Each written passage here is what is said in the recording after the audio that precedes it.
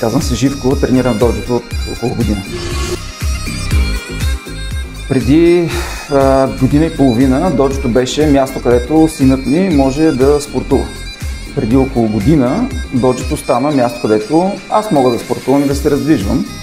И в течение на времето осъзнах, че доджото е много повече от това. Доджото е една поведенческа идейна рамка, която ни учи как да бъдем по-добри, как да се отнасяме с околните и със света около нас и как да бъдем постоянни в нашия стремеж към развитие.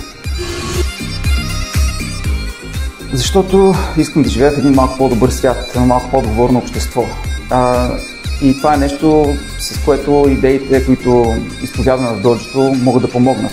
Но за да се случи това, тези идеи трябва да стигнат до по-широк кръг от хора. А за да се случи достигнат до по-широк кръг от хора, трябват хора, които изповядват и преподават тези идеи и там реших, че могат да помогнат. Отговорността. За мен лично това е концентрацията, вниманието и търпението. Работата с деца. Пак работата с деца.